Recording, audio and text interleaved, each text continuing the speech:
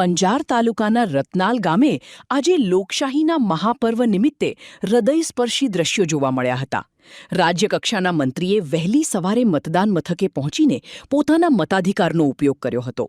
આ સાથે જ રતનાલ ગામના એક જ પરિવારના 100% દિવ્યાંગ એવા ત્રણેય સભ્યોએ પણ વહેલી સવારે મતદાન કરી અન્ય લોકો માટે પ્રેરણા પૂરી પાડી હતી। શારીરિક મર્યાદાઓ હોવા છતાં લોકશાહી પ્રત્યેની તેમની આ અતૂટ શ્રદ્ધાએ સૌનું ધ્યાન ખીચ્યું હતું। મંત્રી અને દિવ્યાંગ મતદારોની આ જાગૃતિએ રતનાલ સહિત સમગ્ર પંથકમાં મતદાનનો અનેરો ઉત્સાહ જગાડ્યો છે। સવારથી જ અંજાર પંથકમાં લોકો લોકશાહીના આ પર્વને મનાવવા માટે મોટી સંખ્યામાં ઉમટી રહ્યા છે। નમસ્કાર, હું ભારતી માખીજાણી, अब तक ચેનલ પૂર્વ કચ્છ બ્યુરો હેડ। તો આજે આપણે આવ્યા છે અંજાર તાલુકાના રતનાલ ગામ મધ્યે કચ્છ ઇલેક્શન આઇકોન પાસે। તો આપણે એમનાથી જાણી લેશું કે આજના મતદાનના પવિત્ર દિવસે એમનું શું કહેવું છે। નંદલાલ છાંગા, કચ્છ ઇલેક્શન આઇકોન દિવ્યાંગ। આજે હું 10 વર્ષથી કચ્છના ઇલેક્શન આઇકોન છું। ત્યારે યાર મને કલેક્ટર રેમ્યા મોહને બનાવ્યા હતા। ત્યારે કચ્છની અંદર લોકોને હું જાગૃત કરું છું કે ભાઈ દરેક ચૂંટણીમાં વોટ કરવો જોઈએ। મારા લોકો દિવ્યાંગ છે, હું પણ વોટિંગ કરવા જાઉં છું।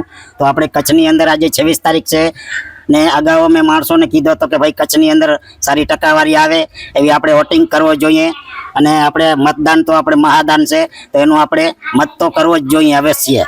રતનાલ ગામની અંદર અત્યારે માહોલ અત્યારે મતદાન ચાલુ છે અને 6 વાગ્યા સુધી રહેશે અને બધા વોટિંગ કરશે કચ્છની અંદર રતનાલમાં બધા પણ।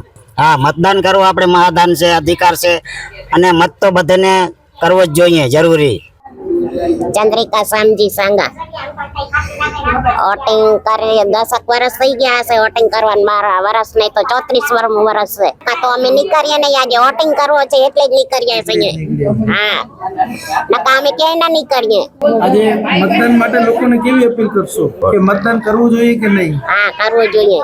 મારું નામ શાંતિબેન સાંગા, વોટિંગ કરવા જાઉં છું 15 વર્ષ થયા। પૂરેપૂરી વિકલાંગ છું, 100% કાંઈ ગુણ નથી, મારાથી કામ કાંઈ ના થાય। બધાય તમે વોટિંગ કરજો। સરસ। આજે સ્થાનિક સ્વરાજ્યની ચૂંટણીઓ સંદર્ભે મારા ગામ રતનાલ, તાલુકો અંજાર મુકામે લોકશાહીના પર્વની ઉજવણીના ભાગરૂપે અને એક જવાબદાર નાગરિક તરીકે મતાધિકારનો ઉપયોગ કરવા માટે હું પોતે મતદાન મથકે પહોંચ્યો છું। એટલું નહીં પરંતુ ખૂબ મોટી સંખ્યામાં લોકો વહેલી સવારથી પોતાના મતાધિકારનો ઉપયોગ કરીને લોકશાહીના પર્વને ઉજવવા માટે મોટી સંખ્યામાં આજે લોકો અત્રે પોતાનો મતાધિકારનો ઉપયોગ કરવા માટે ઉપસ્થિત થયા છે। ચોક્કસપણે ગામડાઓમાં વહેલી સવારથી જ લોકો મોસ્ટલી પોતાના મતાધિકારનો ઉપયોગ કરતા હોય છે। એના ભાગરૂપે જ આજે મારા ગામ અને બાકીના વિસ્તારમાં પણ ગ્રામ્ય વિસ્તારમાં લોકો વહેલી સવારથી મતાધિકારનો ઉપયોગ કરીને ઉત્સાહપૂર્વક જે રીતે લોકોનો ઉત્સાહ છે એ ઉત્સાહ જોતા મોદી સાહેબ અને આદરણીય ભૂપેન્દ્રભાઈ પટેલ સાહેબની વિકાસકારી નીતિના ફળ છેક છેવાડાના માણસ સુધી પહોંચ્યા છે એની પ્રતીતિ સ્વરૂપ જ આ મોટા પ્રમાણમાં મતદારોની લાઈનો લાગી છે।